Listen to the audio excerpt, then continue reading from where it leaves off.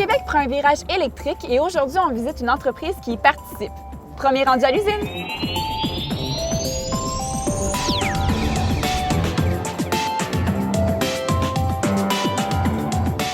TM4 à Boucherville fabrique des moteurs électriques.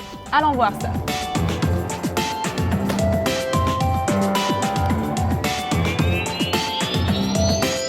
Chez TM4, vous fabriquez votre technologie brevetée de moteurs à aimant permanent. Oui, c'est exact. Chez TM4, nous fabriquons non seulement des moteurs, mais nous fabriquons des onduleurs et également des contrôleurs véhicules. Donc, nous fournissons des systèmes.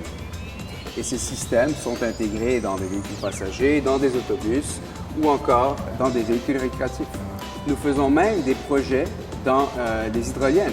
Et nous avons récemment fondé une co-entreprise en Chine qui, elle, se chargera de fabriquer toutes ces composantes-là pour le marché chinois qui est le plus grand marché d'électrification au monde. Comment ça fonctionne une voiture électrique? Eh bien, c'est simple. Il y a une batterie qui est la source d'énergie. Cette batterie alimente l'onduleur en courant continu. L'onduleur convertit le courant continu en courant alternatif et le courant alternatif fait en sorte que le moteur puisse tourner, ce qui fait avancer le véhicule. Parle-moi de l'effet du freinage sur la batterie. Bien, en fait, c'est l'inverse. Le freinage régénératif, le moteur devient générateur, ce qui fait que le courant alternatif rentre dans l'onduleur qui lui convertit le courant alternatif en courant continu pour aller recharger la batterie. Et votre moteur, il est unique. Oui, en fait, traditionnellement, le rotor est à l'intérieur du stator. Mais chez TM4, nous faisons l'inverse. Le rotor est donc à l'extérieur du stator. Pourquoi est-ce qu'on fait ça? Le couple est une fonction du rayon et de la force qu'on applique à ce rayon-là. Donc, pour un diamètre donné, plus le rayon est grand, plus le couple sera grand. Et donc, notre technologie nous permet d'avoir plus de couple. Votre ligne de production est automatique. Exactement. On a plusieurs postes qui sont entièrement automatisés, entre autres la machine de fabrication des bobines, qui va faire plusieurs tours au fil de cuivre, qui va par la suite transmettre le courant dans nos stators. Et c'est un procédé breveté. Mais je vois aussi des gens qui travaillent à la main dans votre usine. Exactement. Certains postes sont semi-automatiques ou manuels.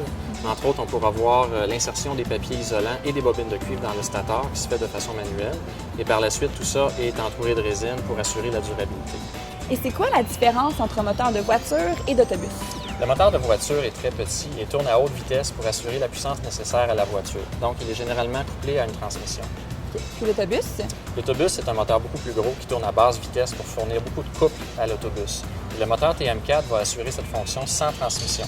On a donc un système qui est moins complexe et moins onéreux à long terme également. Puis vous faites aussi des tests de fiabilité de vos moteurs. On a également des tests de durabilité, comme le vieillissement à haute température, qui va simuler rapidement plusieurs années de service. Comme ici, on voit un exemple de test sur un stator. Exactement.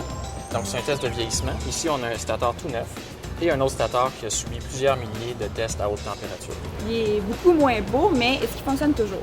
Tout à fait. Il est encore fonctionnel et pour référence, nos moteurs d'autobus sont conçus pour durer jusqu'à 1 million de kilomètres.